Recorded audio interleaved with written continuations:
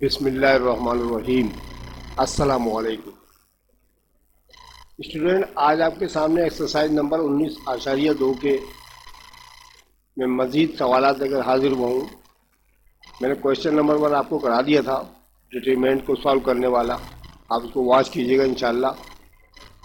उसकी मदद से हम ये आगे जितने सवालात हैं बड़ी इजीली कर सकते हैं। आप क्वेश्चन नंबर 1 ज़रूर वॉच कीजिएगा, क्योंकि अभी जितने आगे नेक्स्ट क्वेश्चन आ रहे हैं ना, उनका सबका रिलेशन उन्हीं सवालों से बनेगा।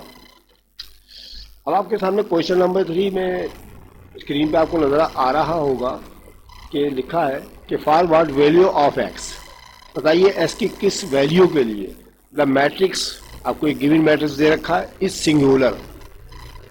ये जो आपको कंडीशन बता रखी है ना सवाल के अंदर, ये आपने ये वाला मैट्रिक्स जो है इसको सिंगुलर लेना है। और सिंगुलर की मैं आपको आइडेंटिफिकेशन बता चुका हूं पहले भी कि सिंगुलर मैट्रिक्स जब होता है जब इसका जवाब या आंसर या मॉडुलस ए बराबर 0 के आ जाए। ठीक है, इसकी वैल्यू 0 के बराबर है, उसको सिंगुलर मैट्रिक्स कहा जाता है। जबकि नॉन सिंगुलर होता है जिसमें कोई ना कोई आंसर जरूर आता है, चाहे वो पॉजिटिव हो चाहे वो नेगेटिव हो, सिवाय 0 के। तो यहाँ सिंगुलर की कंडीशन दे रखी है इन्होंने। अब हम इसके अंदर एस की वैल्यू मालूम करनी है।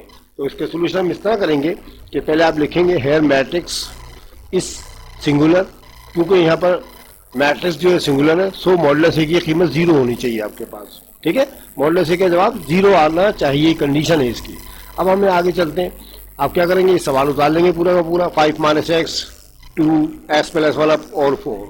ठीक है, बराबर ले लेंगे इसको 0 के बराबर। इसको आपको 0 के बराबर लेना पड़ेगा। अगर एस की या वाई की या किसी भी वेरिएबल की वैल्यू मालूम करने को आया करें तो हमें लेना पड़ता है उसको 0 के बराबर, क्योंकि सिंगुलर मैट्रिक्स है। अब इसको सॉल्व कर लेते हैं। अब आप जानते हैं कि इसका सोल्यूशन कुछ इस तरह होता है। मैं आपको निशान लगा लगा के बता देता हूँ ताकि आपको इजी समझ में आ जाए।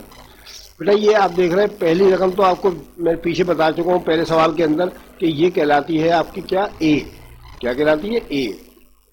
दूसरी रकम कहलाती है बी, तीसरी कहलाती है सी और चौथी कहलाती है डी। तो इसका मतलब ये हुआ ए बी सी डी, 4 रखने हैं हमारे पास। अब हम इसका हमें एस की वैल्यू मालूम करनी है। ठीक है, एस की वैल्यू मालूम करनी है और बराबर 0 के लेके जाना है।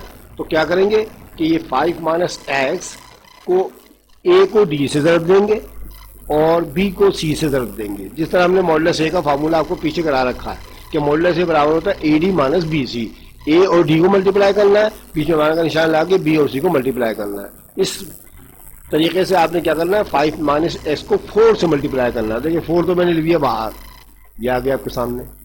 ठीक है, 5 - x ये आपको ब्रैकेट में लिखना पड़ेगा पूरा का पूरा। ये मैंने ब्रैकेट में लिख दिया, देखिए। ठीक है, माइनस का निशान फार्मूले का डालेंगे, A D minus B C वाला जो मैंने आपको क्वेश्चन नंबर 1 में बता रखा है। और उसके बाद लिखना पड़ेगा बी को सी के मल्टीप्लाई के साथ करना है, तो 2 लिखेंगे आप बाहर, ये लिख दिया मैंने। ठीक है, और x + 1 लिख देंगे ब्रैकेट में, क्योंकि मल्टीप्लाई करना है, इज इक्वल टू 0 डाल देंगे आप ऐसी। अब 4 को 5 से मल्टीप्लाई करें कितना होगा, 20। 4 5 का 20 माइनस 4 से s को मल्टीप्लाई करें 4x, ये आ गया।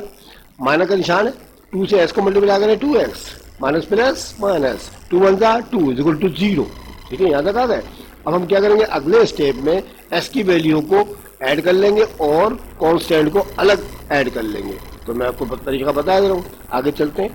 अब हम देख रहे हैं कि इस सवाल यहाँ पर इस स्टेज पर आकर आप देख रहे हैं कि इसमें s की जो है 2 वैल्यू आपको नजर आ रही हैं। एक तो ये -4x और ये -2x। ठीक है, x वेरिएबल वाली आपको रकमें नजर आ रही है ना, ये दोनों के दोनों है नेगेटिव। ये भी माइनस की, ये भी माइनस की, तो माइनस माइनस प्लस। ठीक है, साइन लगाएंगे माइनस की, 4 और 2 को प्लस कर लेंगे तो 6x आ जाएगा आपको। ये -6x आ गया इन दोनों का। ठीक है, इन दोनों का क्या आ गया,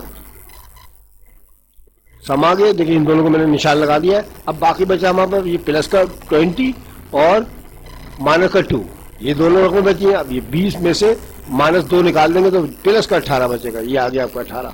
ठीक है, बराबर 0 इसी आ गया आपका।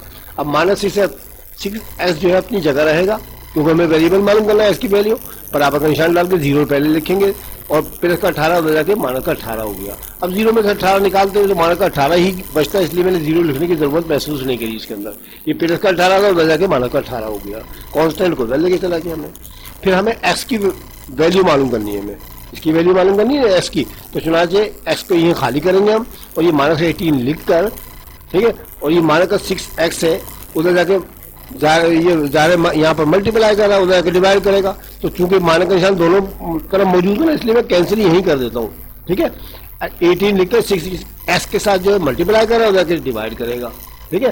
तो चुनाचे सूरत हाल के मुताबिक हमारे पास क्या बचा, एस की वैल्यू जो है 6 × 6, 6 × 18 कट चुके, एस की वैल्यू 3 आ गई हमारे पास। तो हमें एस की वैल्यू इस तरीका मालूम करने का तरीका मैंने आपको बता दिया है, आप इसी तरीके से कीजिएगा। शर्त ये होगी इसके अंदर इस तरह के तमाम क्वेश्चन जितने भी आते हैं ना, उनमें आपको सिंगुलर मैट्रिक्स की कंडीशन दी जाएगी, तो आपने 0 के बराबर लेके एस की या किसी भी वेरिएबल की वैल्यू बआसानी मालूम कर सकते हैं, ठीक है बेटा। तो ये तो हो गया हमारा क्वेश्चन नंबर 3। अब क्वेश्चन नंबर 4 की तरफ चलते हैं। इसमें लिखा है क्लासीफाई द स्क्वायर मैट्रिक्स, आपको स्क्वायर मैट्रिक्स दे रखें एज सिंगुलर और नॉन सिंगुलर। बताइए जरा, क्लासिफिकेशन करके दिखाइए इनकी कि सिंगुलर मैट्रिक्स है या नॉन सिंगुलर मैट्रिक्स है, ठीक है। अब हमें सिंगुलर मैट्रिक्स और नॉन सिंगुलर मैट्रिक्स, ये मैं आपको क्वेश्चन नंबर 1 में पीछे करा चुका हूँ जब मैंने डिटरमिनेंट सॉल्व किया था, वही काम मैंने अब फिर दोबारा करना है। अब मैं आपको इसमें भी वजाहत कर देता हूँ थोड़ी सी। पहले एक बात याद रखिएगा कि सिंगुलर मैट्रिक्स की पहचान मैं अभी भी बता चुका हूँ, पहले भी बता चुका था कि उसकी जवाब जो है 0 के बराबर होना चाहिए सिंगुलर मैट्रिक्स का, जबकि नॉन सिंगुलर मैट्रिक्स का जवाब 0 के बराबर नहीं आता है, ठीक है। अभी देखें दोनों प्रूव हो जाएंगी मेरी बातें। चलिए अभी स्टार्ट करते हैं। आपको क्वेश्चन नंबर 1 यानी क्वेश्चन नंबर 4 का पार्ट 1 दे रखा है, a = 0, 2, -1, 3, -2, 1, ये आपको दे रखा है किताब में, आप चेक करें यही लिखा हुआ है, ठीक है। अब हमने इसको सॉल्व करना है। तो तरीक़ेकार मैं आपको क्वेश्चन नंबर 1 में बार बार रिपीट कर रहा हूँ, वो बता चुका हूँ, लेकिन मैं आपको दोबारा एक सवाल की वजाहत फिर दोबारा करे दे रहा हूँ, ठीक है। तो आप देखें कैसे करते हैं इसको। स्टूडेंट आपके सामने a बराबर है, या आपको 3/3 का डिटरमिनेंट दे रखा है, आपको इसकी आपने वैल्यू मालूम करनी है, ठीक है। ये मालूम करना है कि सिंगुलर है या नॉन सिंगुलर है। तो बेटा आप सोल्यूशन लिखें पहले, फिर एक्सपेंडिंग बाय R1 लिख दें, ठीक है। आप शुरू करते हैं हम। अब बेटा तरीका इसका ये होता है कि आपने मॉडुलस a लिखा, बराबर का निशान डाल के पहली रकम जो है ना 0, ये आप यहाँ उतार लेंगे। मैं आपको निशान भी लगा के दिखा देता हूँ, ठीक है, ताकि आपको क्लियर समझ में आए। ये लीजिए 0 तो आ गया आपका। ये एक बात याद रखिएगा, मैं एक्सपेंडिंग बाय R1 कर रहा हूँ, ऊपर लिखा हुआ मैंने भी आपको बताया था, ठीक है। एक्सपेंडिंग R1, देखिए R1 ये कहलाता है हमारा, ठीक है। R1 ये कहलाएगा, इसके लिहाज से करना है, क्योंकि पहली वैल्यू जो है 0 है। ये लीजिए 0 मैंने बाहर ले दिया ये आपको, ठीक है। अब क्या करना है, 0 का ताल्लुक आप देख रहे हैं कि R1 से भी है और C1 से भी है, तो ये दोनों लाइनें कैंसिल हो गई मेरी। तो हमारे पास बाकी क्या बचेगा, ये 4 रकमें बचेंगी हमारे पास, ये चारों की चारों, ठीक है। यानी कौन सी रकमें बचेंगी वो मैं आपको लिख के दिखा देता हूँ। देखें इस तरह से 4 रकमें आपके पास बाकी बच रही हैं, इनको लिखना है आपने यहाँ पर, ठीक है। इनको लिखना है आपने कीजिएगा यहाँ पर। ये लीजिए मैंने लिख दिया, यहाँ की चारों रकमें, ठीक है। -2, 1, 2, -1 हो गया क्लियर। अब दूसरी रकम के साथ याद रखिएगा, ये जो सेकंड वाली आपको वैल्यू नजर आ रही है 2, इसके साथ लगाना पड़ेगा आपको माइनस का निशान। पहले रकम प्लस की आती है, दूसरी माइनस की, तीसरी प्लस की, याद रखिएगा, ठीक है। ये प्लस है ना, यहाँ पर प्लस का निशान है, इधर ये यहाँ पर आपको माइनस का निशान लगाना पड़ेगा, ठीक है। अब मैं इसकी वजाहत करता हूँ। तो ये माइनस का 2, तो आप ये 2 था ना, ये माइनस का 2 लिख दिया। अब हम इस 2 का ताल्लुक जो है आप देख रहे हैं R1 से भी है, यानी मैं काट के दिखा देता हूँ ताकि सबको क्लियर समझ में आए। R1 से भी है और C2 से, देखिए ये आ गया जी आपका, ठीक है। 2 का ताल्लुक R1 से भी है और C2 से, यानी कॉलम नंबर 2 से भी है।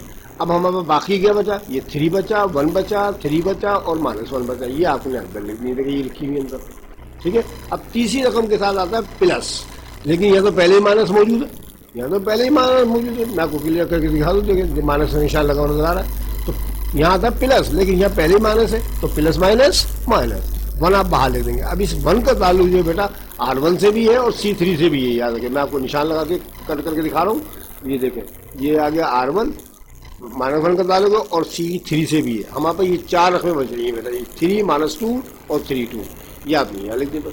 अब इसको सॉल्व कर लेंगे बस, आसानी के साथ हो जाएगा ये तो क्लियरली, ठीक है। चलो रिजर्व करते हैं भाई। A बराबर है 0 लिखें आप पहले, 2 को 1 से दें, माइनस माइनस प्लस, 2 1 जा 2, माइनस का निशान फार्मूले लगाएंगे AD - BC वाला, याद रखेगा। 1 2 जा 2, माइनस का निशान उतार लें जी, 2 भी ऐसे उतार लें।